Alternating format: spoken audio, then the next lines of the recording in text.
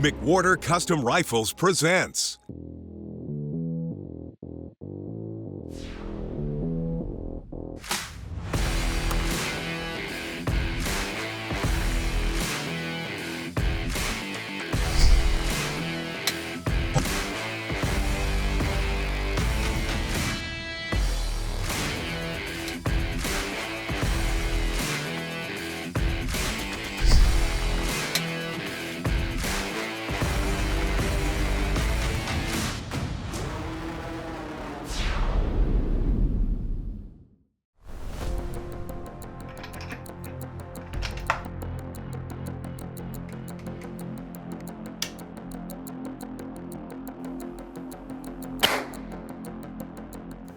Perfect.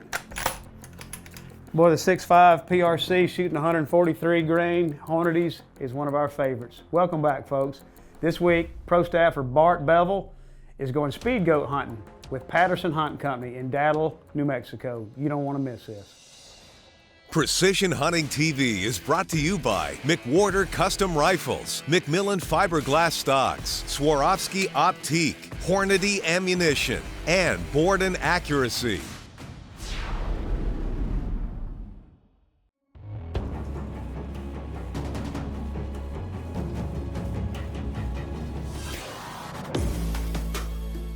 We've got a really good friend from Mississippi, long-time McWhorter Custom Rifle customer named Bart Bevill.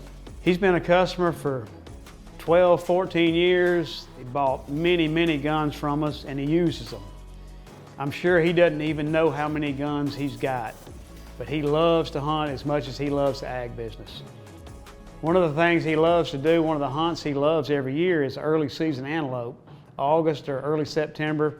And this year, Darren Clifton was going with him and another friend to New Mexico on an early season antelope hunt.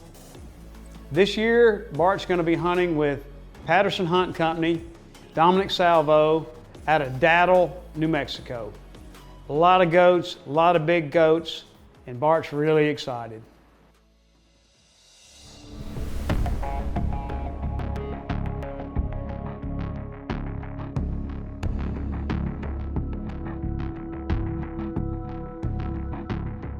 After the long drive, Bart gets settled into camp, and as he always does, because Bart's been trained, he knows what can go wrong with rifles. He wants to shoot his McWhorter 6.5 PRC.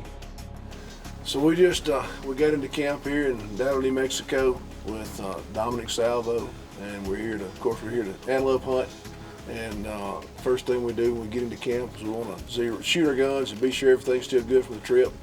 This is a peak stock that Macmillan is building exclusive for McWhorter now. We got a Borden action in this gun, Trigger Tech trigger set on a pound, which is what we usually try to set these things on, but they'll set them a pound or 3 pounds, whatever a person's liking is. We're gonna set this gun up and get us a range and send a bullet down to this target and be sure everything's good for this trip.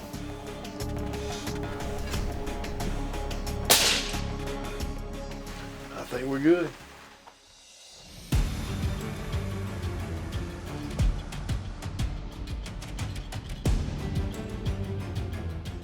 So the first day they get there, they got a little time. It's not the first day of the hunt, but he decides with the guy that they're gonna go out and try to look at a few goats, and they saw quite a few.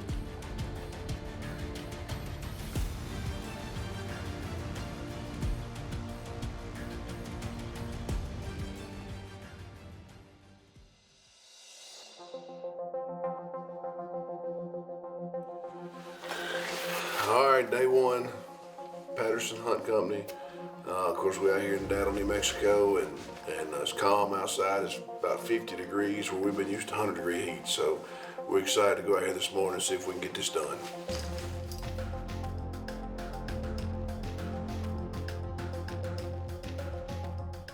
First morning, Bart, Clay, Dominic, and Clay's guide all decide as they're standing around there at camp to glass, and they spot a couple of shooter bucks right from the camp there.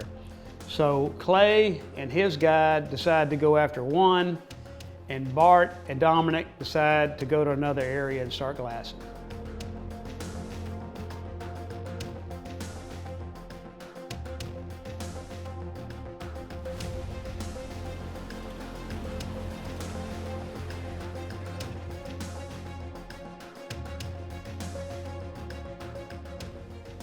Bart and Dominic get in another area over the hill, and Dominic decides he's going to climb up in a windmill to get a better vantage point, and immediately spots what he thinks is a good shooter goat.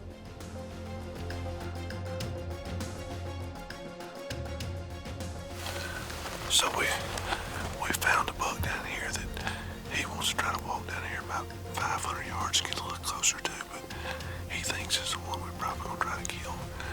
But we're gonna slip down here and look at him close and be sure he's what we want to get here. They got a good wind to make a stalk on this goat, so they start down the fence line, and when they get pretty close to the goat, almost within shooting distance, the neighbor shoots at another goat and spooks Bart's big buck.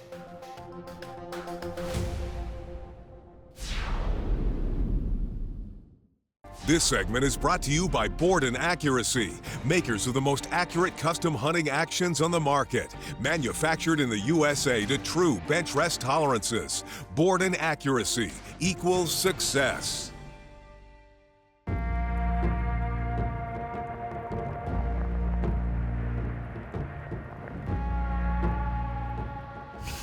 back where we started this morning.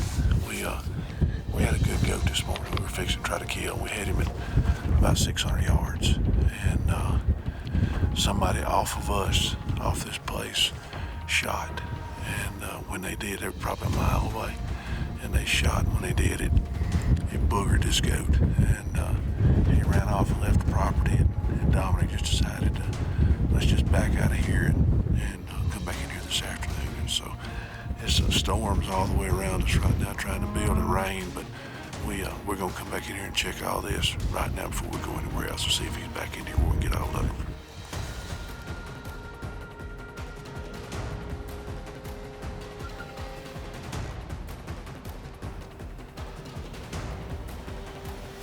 So after a little lunch, Bart and Dominic, they head to another flat, and they immediately spot another shooter goat down a fence line, and the hunt's on.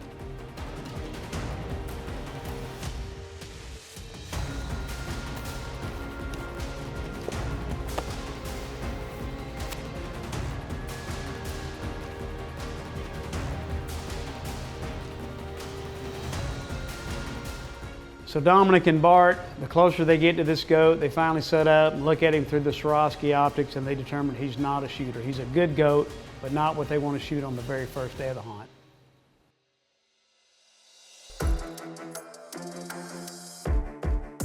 We just got back into camp. End of day one, we saw a bunch of good antelope. We got one more day. It's a 3-day hunt, but we got to leave after tomorrow. So we're gonna go back to where we saw that big buck at this morning. We're gonna go back there in the morning and see if we can dig him out of one of those canyons.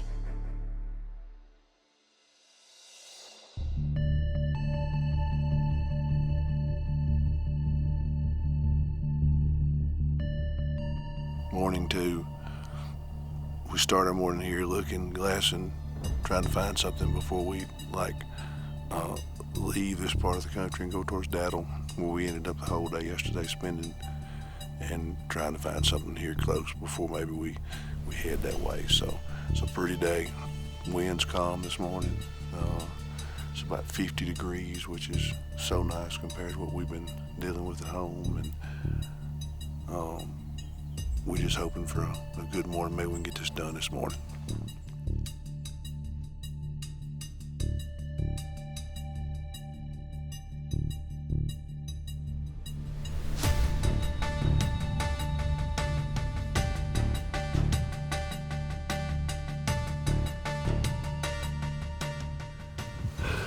All right, we just got back to the flat, and we're going to ease in here to this water tower where we get up and he crawls up on top of it. It's a vantage point. But we already see a bunch of antelope out here, so maybe something moved in here last night or was pushed in here off the neighbors because they put so much pressure on it yesterday. So we're gonna go in there and see if we can get one killed this morning.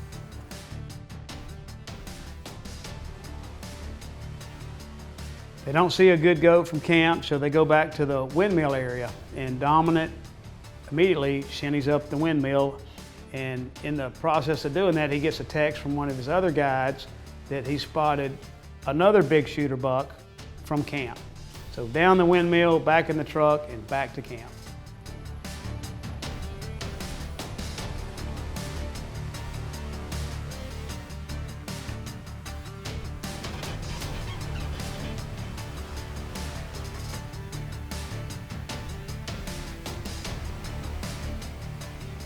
So they found one on top of a flat over here that we're gonna try to get closer to and get a little better look at him. But maybe it'll be something we want to shoot and we can shoot and get on.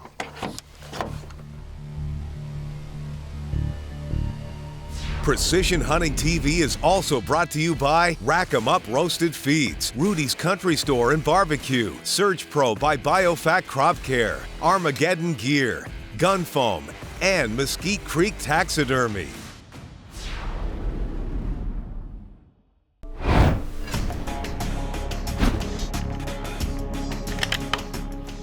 Welcome back, folks. Today we're going to talk about scope choices. And basically, we're going to talk about MOA versus mill and first and second focal point. Right. So with, like we all have our preferences, and like the MOA versus mill, it's just a unit of measurement. They can both be accurate at any given distance. They're still going to adjust, still get you that shooting solution, but there are some pros and cons to it. Like in the military, like I use mills all the time, so I'm really familiar with it. But like here in the U.S., everybody uses inches and yards, and it translates really easy. But there's also some other benefits to MOA, and I know you enjoy the. I like second focal plane for the simple reason I usually use 18-20 power scope, right. And the stadia lines, the image is going to be the same regardless of what power you're on. Right. That being said, if I'm shooting at something even as close as 200 yards, I'm gonna have it on full power, so my stadia lines are always right. So like graduation. And like in the class I covered the con with the second focal plane is that when you're shooting at really long distances, you may be looking through 1,000 yards of mirage, right. And you have to back down the zoom, and that's going to change the value between the stadia lines. But you need to know that. That's where this practice comes in, and like you really have to know your equipment and how it functions. And that's one of the reasons that I usually use an 18 or 20 power scope instead of a 25 or 28 or even 32 power Sometimes scope. max zoom, like heavy zoom will hurt you at long range. It can. So like with the mills, like in a first focal plane, the benefit of it is that I'm able to make adjustments to my zoom. That reticle is going to shrink or grow depending on which way I'm going on my zoom. But the values between the stadia lines are always going to stay the same. I don't have to overthink and do too much. And like for the distances that I shoot, first focal plane works out for me, and it really does. Now, back when they first started focal plane, like the reticles were really thick, because like when you went down and zoom, you had to be able to still see the reticle. Right. But when you zoom in all the way, you're covering up a lot of your target area. Second focal plane, like the lines are staying nice and thin, and like it doesn't cover up that much of the target area. Let's talk about MOA. One MOA it's basically 1 inch at 100 yards, 1.047. Right, and with mills, like when you go into mills, 1 mil is going to be 3.63 inches at 100 yards, and they break it down in tenths, so that's going to be 0.363 at 100 yards. Now that seems like a harsher movement, right. But it's intended for meters. Whenever you go to meters, it's going to correlate and be a lot more like perceived accuracy, and like it'll make more sense to you as far as how it lines up. A lot of PRS guys use it because it's quicker to dial. Yeah, it's a harsher moving system, so you can dial up for further, faster.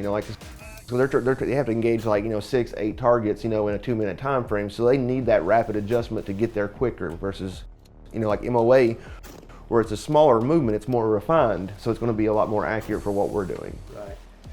Both of them have their attributes and a few negatives, but I'm a second focal plane guy. I think you are too. Yeah, I'm second and first. I use all of them depending on where I'm going to hunt at. And I probably have way too many scopes. No such thing. No such thing. But so like in the future, what we're basically getting at is like we're bringing this to you, and we want you guys to think about this and choose what works for you. What are you most comfortable with? They both work at long range. They both work for accuracy. It's just a matter of what gives you the most confidence. Right. Second focal plane. That's your True Precision tip, brought to you by Allen and Keith and McWhorter Custom Rifles. Precision Hunting TV is also brought to you by McWhorter True Precision Long Range Hunting and Shooting School, Tacticam, Leo Photo USA, Sig Sauer, Trigger Tech, Brux Barrels, and Hawkins Precision.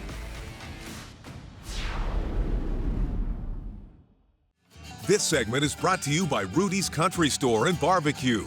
Real Texas barbecue.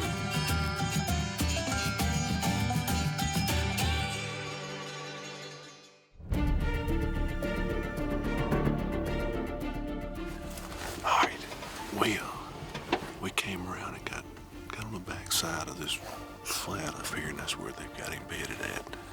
And we got the wind. The wind's just right as far as it's coming from him to us out of the southeast.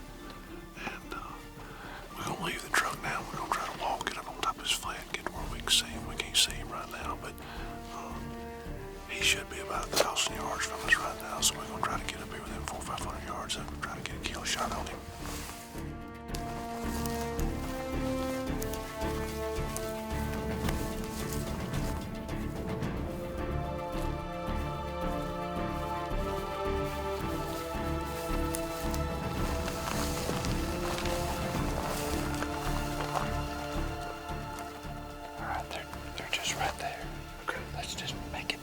Right there, and then we'll set up, okay? Okay.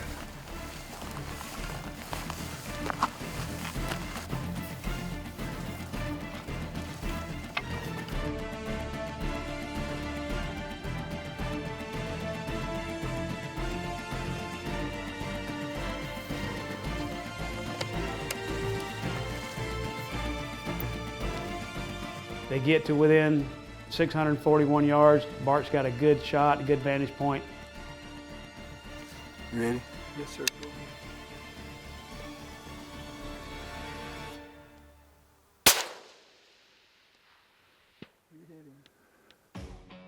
Bart calls the wind, makes a perfectly placed shot. Giant speed goat is down in his tracks.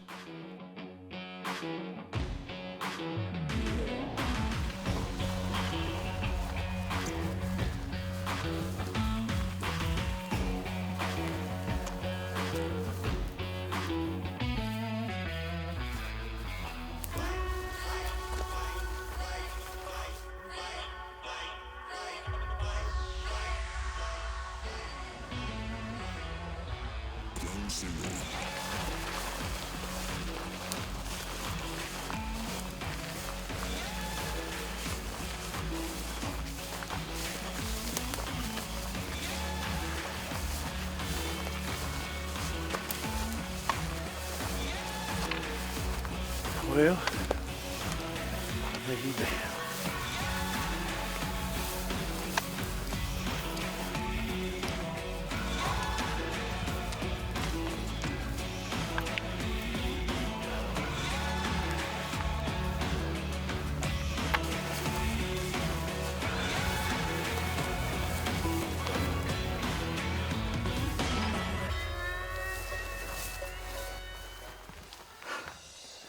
This is the end of a pretty hunt. We've been out here with Dominic, and thank you first of all. Yes, sir. It's always a pleasure coming to hunt with y'all. And it's Patterson Hunt Company, Dominic Salvo. They do every kind of elk hunt. Couple of antelope hunts, which you probably can't get because we're probably gonna keep those. No, but we came out here. We've been hunting for 2 days with him, and we've seen a lot of antelope. And but we finally, the guides, they found this one in another place, and we came over here and made a, I don't know, quarter-mile hike in here to get to where we could finally shoot him. We shot him at 641 yards with Allen and M's 6.5 PRC on their new stock that McMillan's building for them. And that gun's got a boarding action in it. We're shooting 143 ELDX Hornady bullets in it. They did a great job on him, but the biggest thing I think takeaway is everybody sees us toting these tripods and bipods around, and we do that just so we can make a good shot, and it gives us a lot more range to have an effective kill, a clean kill on an animal. And it's something that you have to learn to use. You can't just go buy this stuff and go hunting with it. It's a little aggravating to use, a little to learn to use. Once you do, you don't think anything about it. It's just part of what you tote and carry in your backpack. So, but anyway, we're gonna take a few more pictures and we're gonna get out of here and we're gonna head east. So once again, thank you. Yes, sir. It's been a pleasure. Mine too. It's been a pleasure. Hunting these antelope in the wide open areas, not a better test ground in the world for these McWhorter rifles. The 6.5 PRC that Bart's shooting, perfectly suited with a 143 grain ELDX bullet for these antelope. Bart knew what he was doing. He's well trained through our shooting school, and he made a perfect shot. End of story. That's why you buy a great gun, you get trained, and you trust your hunt to these guns.